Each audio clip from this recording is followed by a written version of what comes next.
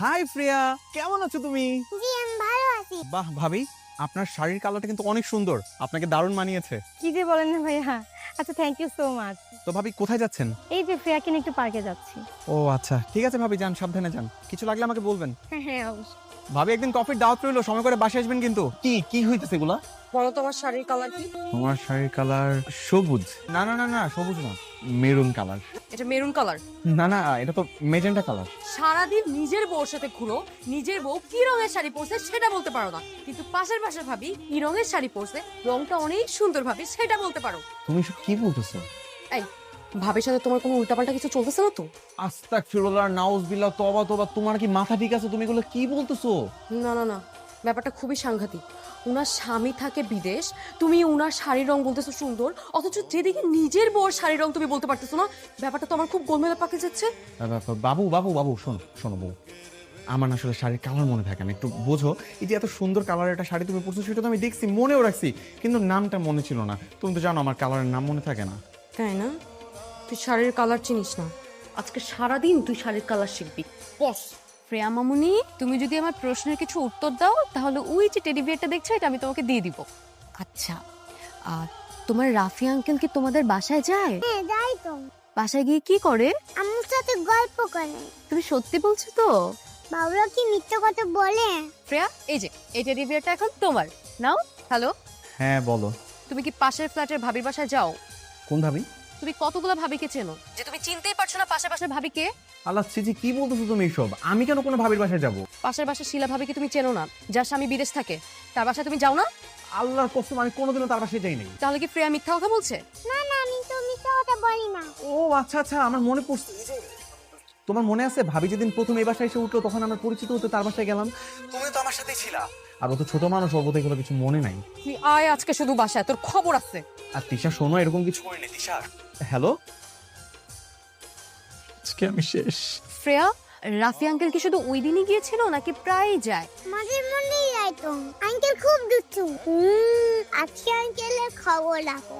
ওই কি ওই দরজায় কি? কি ব্যাপার, তুমি এখানে দাঁড়িয়ে আছো কেন? আমি দেখছিলাম যে তুমি অফিস থেকে এসে আমাদের দরজার দিকে তাকাও নাকি এই দরজার দিকে তাকাও।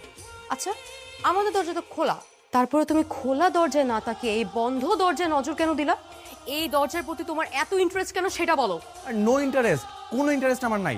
মানে সাবকনশিয়াস মাইন্ডে ভুলেই দরজাটার দিকে শুধুমাত্র তাকিয়েছিলাম, বুঝছো? কোনো নজর কিন্তু আমি দেই নাই। সাবকনশিয়াস মাইন্ড না, তুই আমাকে বুঝাস। আজকে তোর হালুয়া টাইপ করতেছি, বাসায় আয়। মা মা তিশা, তিশা শোনো না, আমি কিন্তু আসলে কিছু দেখি না, ভুলে একটু তো চোখ যাইতে পারে, মানুষ না আমরা, বলো কি করতেছো? কথা তো শোনো। খাবার পলিথিনে কেন ঢুকাই দিছো? আপনার ছেলের আজকে এই বাসায় কোনো খাবার নেই, আমি সব খাবার দাবার গিয়ে কুকুর বিড়ালকে দিয়ে আসবো। আপনার ছেলের নজর এখন এতটাই খারাপ হয়ে গেছে যে সে পাশের বাসা ফ্রেয়ার মার দিকে নজর দিচ্ছে। নামো, আমি কিন্তু কোনো ফ্রেয়ার আম্মুর দিকে নজর নজর কিচ্ছু দিই নাই। ওই যে ফ্রেয়া পিচ্ছির আছে না, এমন ফাজিলের ফাজিল, ওরে চকলেট না দিয়ে দেখে ওর কাছে এসে উল্টাপাল্টা কথাবার্তা বলছে। আর আসার সময় যে নজর দিলা সেটাও কি ফ্রেয়া বলে দিছে? এটাও ফ্রেয়ার দোষ বলো? দরজা তো বন্ধই ছিল, আর চোখ তো একটু এদিক ওদিক যাইতেই পারে, তাই না আম্মু? না, চোখ যাবে না।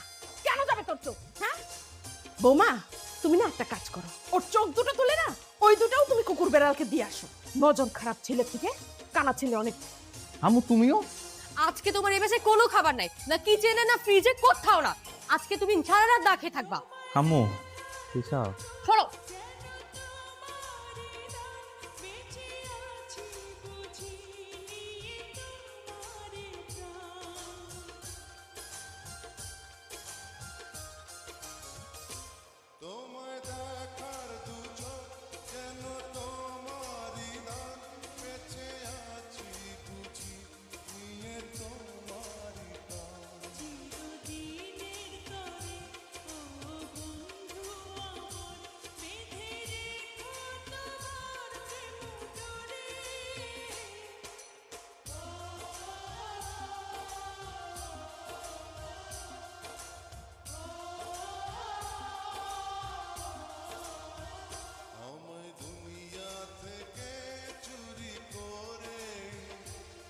ভাবি কি ব্যাপার ভাই, এত রাতে আপনি? আসলে ভাবে আপনার বাসায় কি কিছু খাবার হবে? মানে? মানে হচ্ছে কি, প্রচন্ড খিদে পাইছে, এদিকে ঘরে যত খাবার রান্না করেছিল সবকিছু তিশা ফেলে দিছে, ফ্রিজেও কোনো খাবার নাই। যদি কিছু খাবার আপনার বাসায় হতো আর কি। ও আচ্ছা, বুঝেছি। হ্যাঁ, খাবার আছে, আসেন ঘরে আসেন। না না না, ভিতরে যাওয়া যাবে না। আপনি এক প্লেট খাবার আমাকে এখানে এনে দেন তাহলেই হবে। আন্টি আন্টি উঠো উঠো, কোথায় যাব?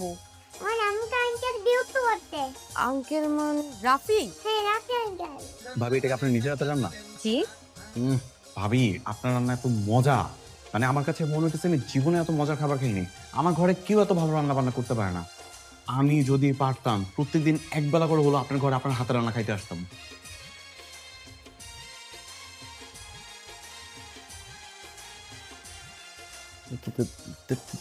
তিশা, তুমি এখানে? শয়তান, অন্য মহিলার খাবার খাইতে এত মজা লাগে? সোমা, আস্তে আস্তে আস্তে। বাবা, আস্তে। আরে এই আরে আল্লাহ আল্লাহ। তুই রাতের অন্ধকারে চুপি চুপি চোরের মতো এসে পিয়ার মায়ের হাতে রান্না খাইতেছিস, আবার প্রশংসা করতেছিস। তো কি করবো, তুমি জানো না রাতে বেলা না খাইলে আমার ঘুম আসে না। তার উপর আবার তুমি ঘরের সব খাবার পালাই দিছো, ফ্রিজেও তো কোনো কিছু নেই খাওয়ার মতো। আমার তো অনেক ক্ষুধা লাগছে, এখন আমি কি করবো? জনমের খবর খাওয়াইতেছি। আর বউ ভুলে গেছে, বউ প্লিজ আর না, বউ আর যাবো না। ও মা, ও একটা মাফ করে দাও, মাফ করে দাও। ওকে পা ধরতে চাই, জীবনে করবো না। ও মা,